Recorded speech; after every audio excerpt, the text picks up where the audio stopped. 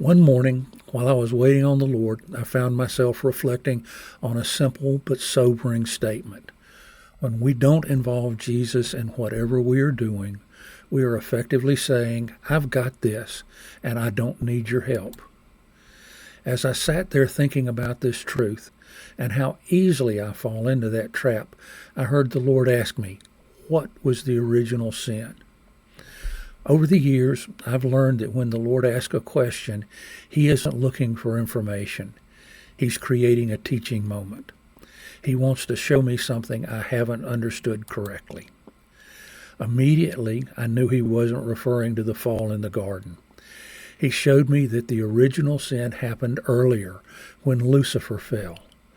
As I continued to wait, the Lord directed me to Isaiah 14, verses 12 through 14, where Lucifer's fall is described. For years, I had been taught that Lucifer's sin was pride.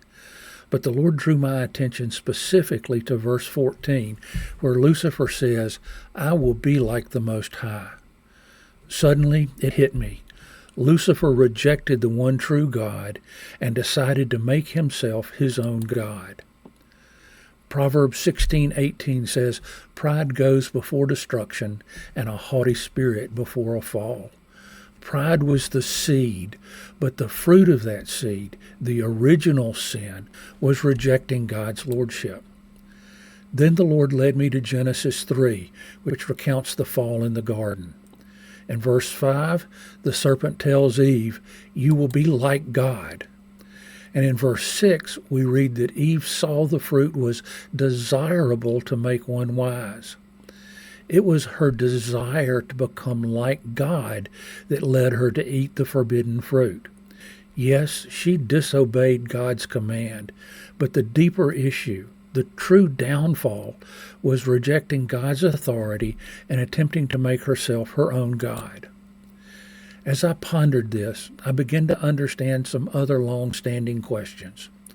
For years, I struggled how to understand Adam's sin nature was passed down to me. I accepted it as the truth, but the idea remained hard to grasp. Suddenly, it became clear.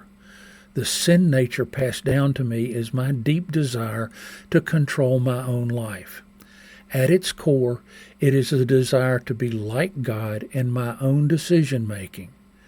I want to be in charge. I want to decide for myself. And this is not unique to me. This desire lives in everyone. Our most basic expression of free will is also our most basic sin nature, the longing, even the need to be in control.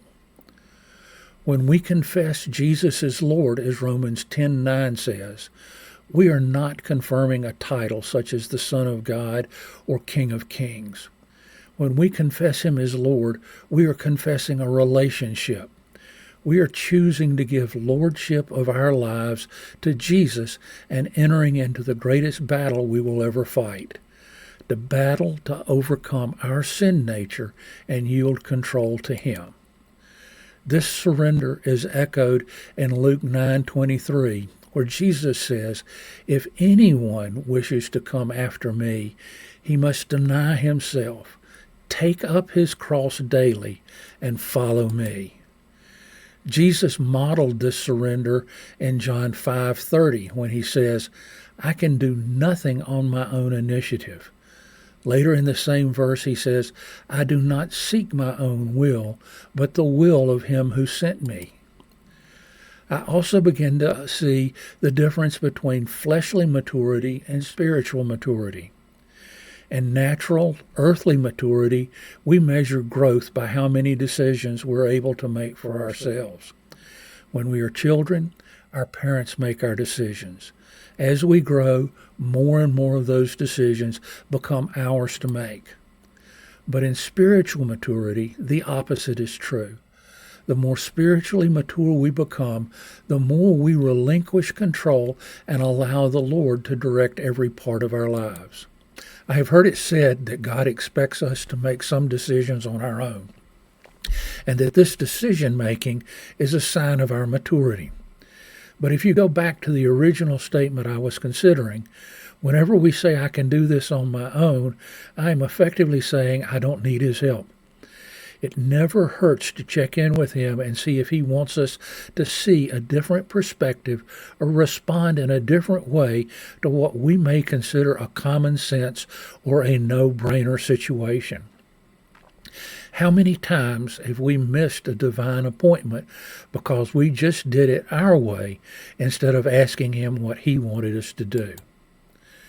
Finally, I began thinking about how much has been written about the trauma of feeling out of control. The world teaches us to cope by trying to regain some measure of control. But the real answer is not learning better coping mechanisms. The real answer is learning how to fully release control and allow Jesus to take his rightful place as Lord and Master of our lives. We need to learn from Jesus as recorded in Luke 22:42 when he was praying in the garden before he was betrayed. He said, "Father, if it is your will, take this cup from me.